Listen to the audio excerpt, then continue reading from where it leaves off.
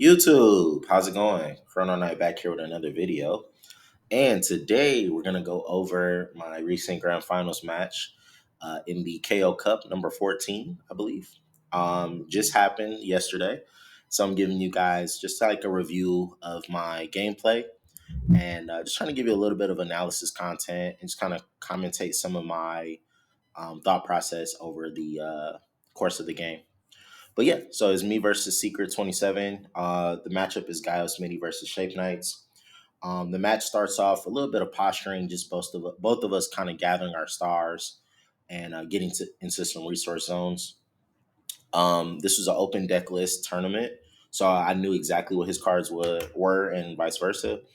In the game plan going into this, I knew this would be very, very difficult as he built his deck to have a lot of like board wiping cards, such as Divine Doom, Galaxy Crash, things of that nature. And then his cards are like high health and kind of sticky with like the jetpack and things like that. But anyway, let's jump into some of the commentary.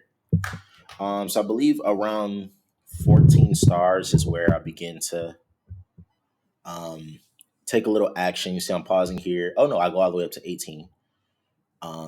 Like I said, we're both just posturing. He just buys his zone here, and I think he passes back to me. And yeah, and so now I think my hand is sufficient to like really start putting some pressure on. Um, my thought process going into it was that I needed to put a lot of pressure on him early, try to get as many points as possible before he gets really set up. So I go Vok here. He goes Tonics. I use the Temple Traps there to stop the Tonics, as it can really scale out of control once it gets like after killing so many creatures. Right here, I go for a bit of a think.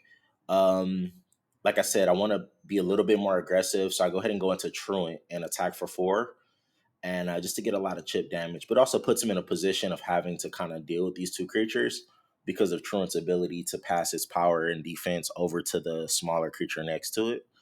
3-star or lower Gaios to be specific. So there we go. Like Divine Doom is in his hand. So I was like, whatever, kind of have to deal with it. Goes right into the Young Galleon. So after, looking back at it, maybe that wasn't the best play. I could have postured a little bit more. Um, but yeah, we live and we learn. I knew this matchup would be a little bit tough, but ultimately thought that there was still some chances just by the way I built the deck. Full transparency too, as I'm taking a bit of a think here. When I built the deck, I was expecting more like blue flames and multi-planet mixture type of stuff. And Shape Knights was really at the bottom of the list of things that I was expecting. And the crazy thing about that is like when you come into tournaments, you kind of have to make different calls like that. And I didn't even make a sideboard related to handling Shape Knights. Like I didn't have the Shape Knight Scorn, which is a usual sideboard counter for Shape Knights. But yeah, anyway, so I clear the Galleon with Gluh, go into FICO. Hand is kind of weird. First game, yeah, I drew into both of my FICOs, so I wasn't going to get the search anyway. So I figured why not put a little defensive buff there. He main decks Monument of Creation, so he always can keep up with my hand, which makes things just even more and more difficult. Galaxy Crash there, so there's the second board wipe, and so I'm not really getting a chance to like set up and trade into his creatures. He's getting a lot of good burst damage here. Goes into Trong, saves the Hex, of course, because Hex is more of like his high damage, maybe lethal type of creature. Right here, I go into Zamillion. As I'm on 7 stars, I kind of wanted to bump up my stars a little bit. I only hit 2 creatures here, but it's fine. I get the Truant because I figured Truant's going to be useful against his high health stuff. Um, and just go into FICO, like I said, high health, clear out the Trong. And here he goes into Scorn and just wipes me out right there. And I think hits for 2. I go into Zammer. I believe I play Zammer here and just take it slow. Yeah, just kill the Scorn and just see what he wants to do after that. But going against a deck like this is really, really difficult for a deck like Gaios Midi, specifically because you're trying to get chip damage and like high value, like in a burst type of thing. But Shape Knights is designed to like, well, at least this build that he made feels like it slows you down and kind of walls you off, and then counter punches you really hard. And so I can't really get into a trade war with him going creature for creature because ultimately I think he's going to get the better value as he's able to free play Orbov, he's able to free play Lionel back, and then make combos off of that. So here I go Tribite to wall him off and try to buy myself a couple turns. As based off his star count, he would have to go pay 8 stars just to get a third zone and then play a creature into that. And I didn't think he could afford it at least after one turn. And then he passed back to me, I believe. And now I'm thinking about what to do here. This particular part of the game was really rough for me because I was debating on whether to keep clearing stuff or allowing myself to kind of build up my hand and then hit with a lot of burst damage. So the way I built this deck, it was a mixture of Gaio's MIDI and a little bit of elements from Gaio's mind control, which the idea is trying to change his creatures into Gaios and either destroy them with abandonment, wipe them off the field, or lighthouse to capture them and bring them onto my side. Um, and this is just kind of something I come up with on the fly against Shape Knights because, like I said, the deck wasn't necessarily built to handle them. So as we're playing this, I'm thinking about how to adapt. And that's just tournament scenarios. It's just what it takes to be a good player. Like you have to be able to adapt here. Weird scenario here. So Tribite dies. And my assumption is that since every creature has to return to a zone, whatever zone I pick, it should die. But that's not necessarily how it works because he can choose which is going to be killed and then return the others, which I'm still a little skeptical about that now that I'm reviewing it, but maybe that's just the current ruling for now. And we're just going to, keep things going, not complain about it too much. So then going into my turn, he's 3 wide and I'm struggling to like keep stuff on the board.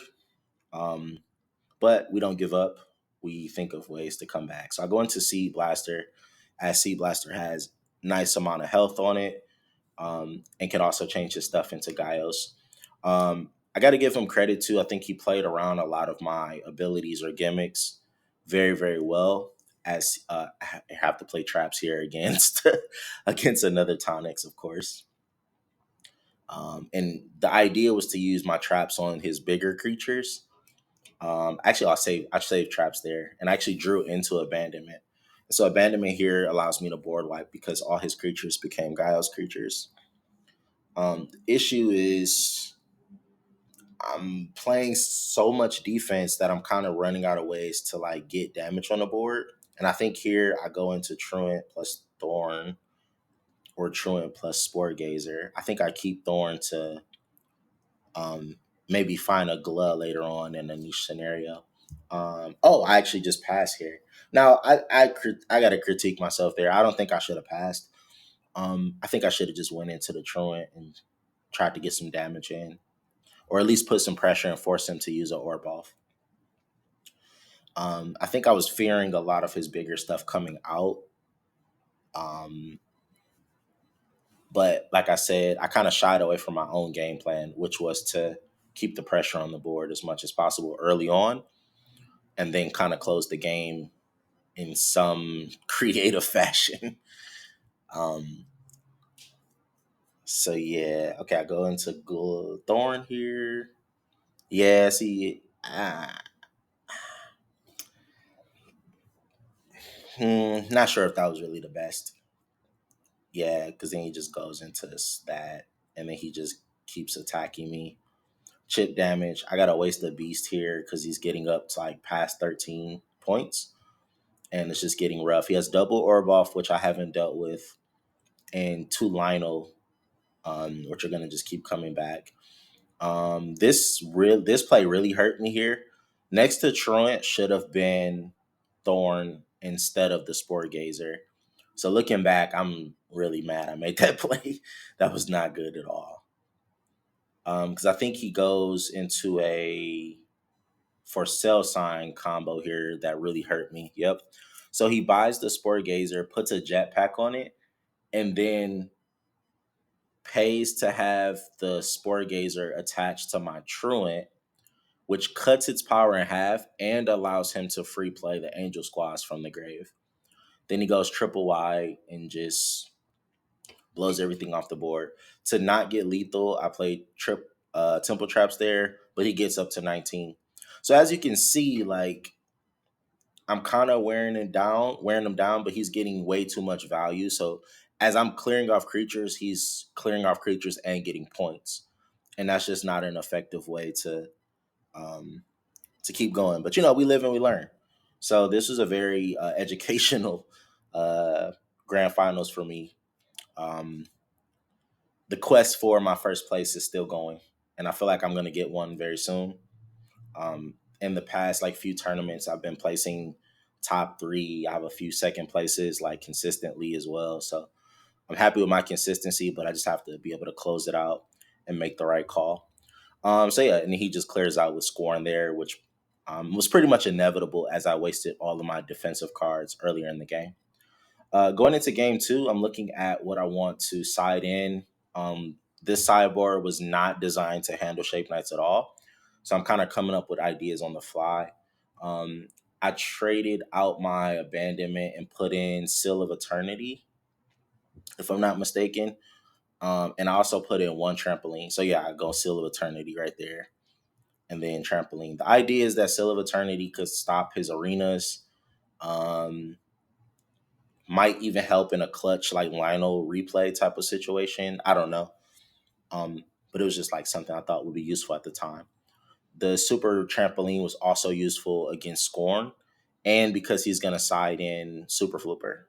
So I was like, okay, well, I have to kind of make this work. Started off the game, a little bit of posturing again. I think we just kind of go back and forth just to build up stars, which I'm noticing is a lot more common amongst the top players. Um, just us being willing to like take a little bit of phase damage, but build up our cards to get long term momentum.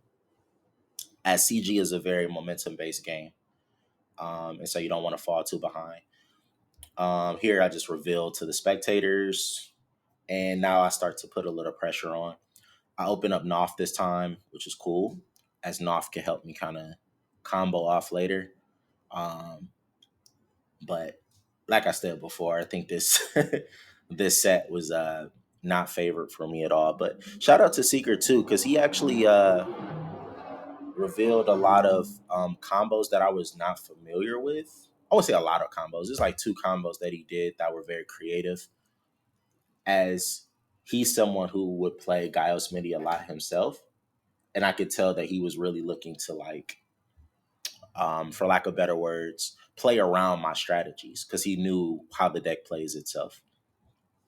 But here we go. All right, so getting back into it, I go into Truant, and this time I have Tribite next to Truant, which is pretty good, as it's able to uh, pass its power off the Tribite and make Tribite a little bit annoying to kill.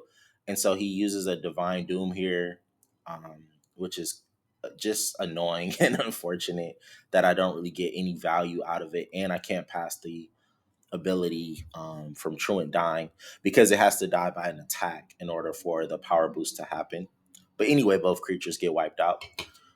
Here, I use my Sport Gazer Flipper combo to get 4 points, and I'm up to 10. And so I'm at this point, I'm looking at our hands, and I said, okay, I have six cards in hand. He has seven. I'm blocking a zone. I got Erratic Void, Planetary Field. This might be a chance for me to really, really put some pressure on and get some damage in. As I was able to, snipe a Hexator right there. He's thinking, and he goes into AAA. And here, I wasted field, and I should not have wasted field. I think I'm supposed to let Hex die there and use Spore Gazer to cut Hexator's power in half, as he's able to just come back with a planetary field of his own. Maybe that's just crazy luck. I don't know, but it's just, I think I had a more optimal play there. All right, here we go. Bit of a rough situation again. So I go into Truant plus Thorn. I have one more turn of Tribite. Oh, that was the last turn of Tribite, so it's gone. Now he gets to go double wide to counter this. He knows I use my one Erratic Void, so he could play Hex with no problem. Um, Orbov, of course, you attack into the Thorn first to avoid the Truant's ability. And yeah. And so now I'm getting a little nervous at this point because I'm getting on a timer. And so I'm like, okay, I had some momentum in my favor, but he bounced right back. And so none of my plays are like sticking. Um, I used the glove search here off of Gaios' ability because I figure, okay, I can snipe that, get two creatures, hit for 1 point. Just not doing a lot of firepower. And I have to critique a little bit of my deck building here as I designed this to be able to have outs to a lot of big stuff, but the deck by design is going to struggle with getting a lot of points in. So I'm relying too much on chip damage instead of punishing my opponent and being able to like get those big swings.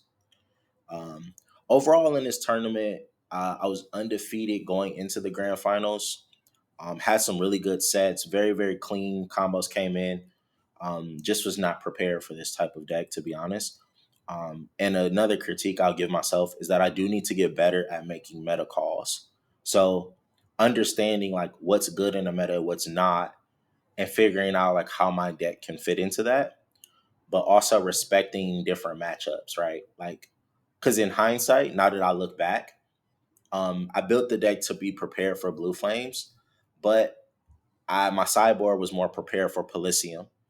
And I think if I built my sideboard to respect Shape Knights a little bit more, I think the deck by design is already good enough to handle um, the Polysium matchup without dedicating, so many cards and things to not to countering it, should I say? So yeah, I get up Seed Blaster plus Knopf here. Um, I'm up to 15 points here, but my hand is really, really low. And so I'm thinking that I'm going to run out of gas. I'm just hoping that maybe Sea Blaster plus Lighthouse could pull off something here. But he goes into Arctorius plus Tonics, I believe. Arctorius is just nuts right here with the arena up, by the way, as he's just going to get basically free economy. Like his stars just going to come right back. So yeah, Abomination Tomb into Tonics. Now, the crazy thing is that the Tonics, they're killing Seed Blaster. Because Tonics is the only one in the battle zone, that's the only creature that becomes Gaios. And so I spend a lot of time right here trying to figure out like how do I break this board, because I could use Lighthouse, but it's only going to allow me to take the Tonics. The Tonics at the time is 200 power and 300 defense. And so I was thinking, well, what if I put the Spore Gazer on Arctorius? It's going to cut its power and health in half, but Arctorius is going to be 240. So it's still going to be way too strong in order to, I can't swing over it. And so I was thinking, like, dang, well, do I do the Spore Gazer on Arctorius and still Arctorius? Well, the issue is that once it comes to my side, it's going to go from a 5-star to a 3-star. So its attack power is going to drop drastically. And then I won't be able to swing over the Tonics. So I have to give a lot of credit to my opponent here as he set up the perfect board here in order to wall me off, while also positioning himself to close out the game. And, that's just something I definitely take note of as I'm trying to become better myself. And so yeah, I'm deep into the think tank right here because I was like, hey, I don't even know what to do. So I passed because I was hoping that he swings with tonics to make it stronger. And that way, when I steal tonics and take it over to my side, that I'm able to swing over the Victorious, which I believe ends up happening. Yeah, so he kills it, and then it's my turn. Um, I was willing to take a little face damage there because I had such a point advantage. He was at 4 points and he just got up to 8. And now it's my turn. And I'm trying to make a play to kind of bring things back. I forgot what we were talking about in the chat there, but yep. So the lighthouse happens on tonics. Then I play the 2-star onto um, Arctorius. I should have just played FICO as well to try to hit for 2 and create a little bit of a wall there. Cut off on the end of the video there. end of the gameplay, should I say. Essentially, I only survived for one more turn. My recording has stopped and I restarted it, but it was, like I said, just for another 4 minutes of content there. As the last turn turned out where I think he plays another Octorius.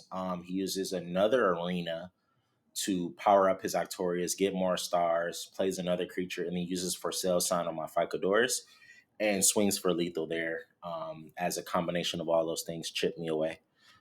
But yeah, really, really close set. Close in the sense that I was able to get to 14 points. I mean, 15 points, I believe, in both games, but just wasn't able to close it out. And so I just wanted to give you guys just a quick overview of the deck. Um, like I said, I took the Gaios mid-range core and just made a few slight changes. The hardest thing about building the deck was the creature ratios and trying to figure out like what creature matches the gameplay that I'm trying to go for. So obviously you got Super Floopers like, you know, the boss and plays off of a lot of things, especially once I'm able to transform any of their creatures into Gaia's creatures, whether using Spore Gazer more directly or Seed Blaster more defensively. So either of those cards and then Super Flooper is online and ready to go.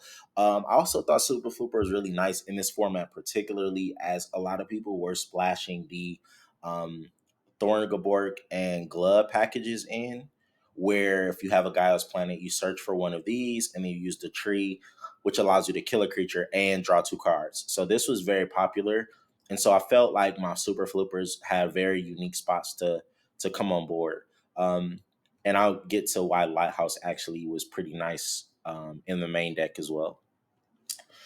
Truant, very good card, matches well with all my other smaller Gaios creatures, as most of them are 3-star, excuse me, or lower. And so anything standing next to Truant, if I'm swinging, that's either 5 points or 6 points. And in a lot of the other matchups outside of what you just watched me play, um, I was getting a lot of like consistent damage without running through a lot of my cards, as I was able to like remove stuff and hit for hard swings like this plus a 2-star is 6 points, this plus a 2-star is 6 points. Um, and a lot of times this like 2 creature boards was like clearing stuff out.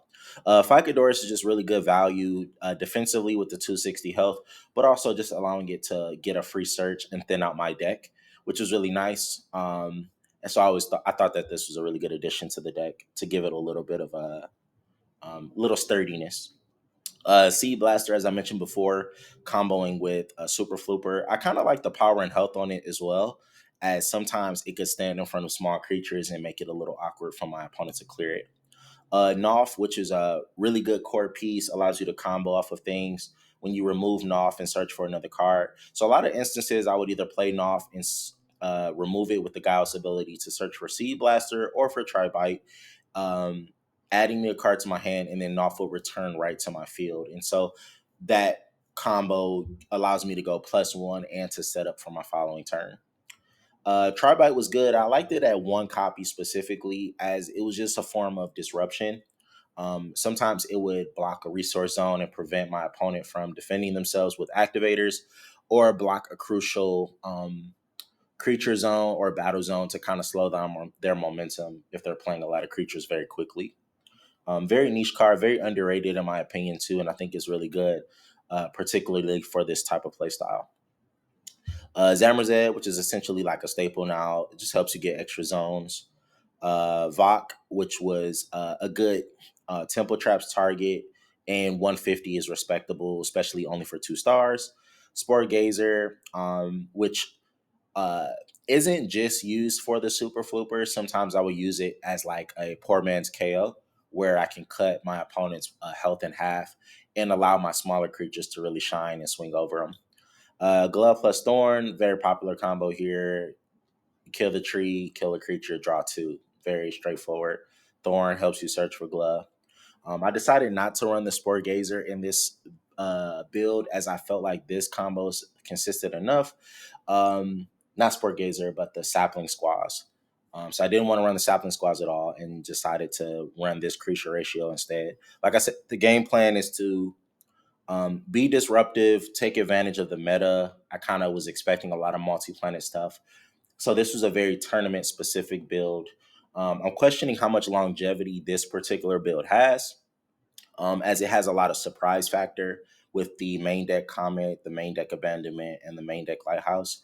Um, so now that people kind of are wary of this build, I think it does need to evolve and go to another stage. And a critique I have of myself is not having two Pale Fams. I was not sure where I was going to squeeze it in, to be honest.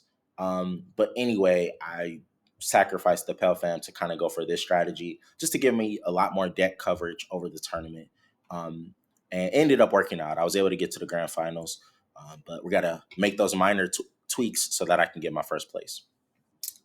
Abandonment, like I said, either I transformed stuff into Gaios or people were just running a lot of multi-planet stuff in general. So it was kind of like a half of a galaxy crash if you think about it that way. So just two board removal cards right here. The Comet was specifically for blue flames, as a lot of people were putting that package in, and so the idea was to catch them trying to leave their tower out to get consistent free plays every turn. And I was able to snipe a blue flame tower that way. I already explained the Lighthouse. I cut the Zamilian tree down to 1, and it actually worked out for this ratio, as I am running a lot more tech cards. It is a potential that I do brick, even though I do have a lot of Gaia's creatures. And because I'm playing so many small end creatures anyway, my economy was already well in balance. So I wasn't really relying on Zamilian Tree for balance in my economy. It was to get me a niche creature that I needed in the moment. So a lot of times I would hold it in hand until I needed a specific out, and then I would play Zamilian Tree just to help me find that specific out. And I really like that play style, as it turns it into a shotgun, play it as soon as you see it type of card, and turns it into a strategic, uh, patient type of card. Temple Traps to protect, one of the best defensive activators for our archetype, in my opinion. Erratic Void, because a lot of people are doing free play stuff with the Palifal Serpent, or Blue Flames, or just anything. I think every deck has some element of free play. So Erratic Void, I think, is always a solid choice. Planetary Field, Beast of Black Hole, AAA. So yeah, that's the main deck. Happy with the deck. That I like how it performed, but I definitely see areas of improvement. Into the sideboard, I did Seal of Eternity, which I thought was kind of interesting to give me some coverage against stuff being added back to the hand. Some decks that were multi-planet were running a lot of Forces of Justice cards, which adds the card back to your hand. And so this would be a way to kind of play around that. Like, a lot of people use it to get Guster, or another impactful card for their archetype. Second copy of Abandonment, just because if I am going to get some multi-planet card or multi-planet deck that's not using blue flames, I would swap out the Comet for the Abandonment. And now I essentially have 3 Galaxy Crashes. Super bouncy trampoline for anybody siding in Flooper, which is very expected. Everyone sides Flooper to counter this deck. But also it helps against Jakra, who likes to shuffle your cards back into the deck. It helps against Scorn. It helps against Gla, Pelfam, which is at 2 copies now. So it was just a really good card. And honestly has an argument to be put in the main deck, depending on how your deck is built. Last but not least, Shockwave 8, just to respect the Polysium matchup, as my stuff is on the lower end of attack power. And so this just helps me handle things that are big on the Polysium side. But yeah, that's the end of the video. Thank you guys for tuning in. A little bit of a long one, but I hope you guys enjoyed this content. If you want videos more videos like this, please let me know. Hit me with a like, subscribe, and comment below. And looking forward to my next video. All right, see you guys later.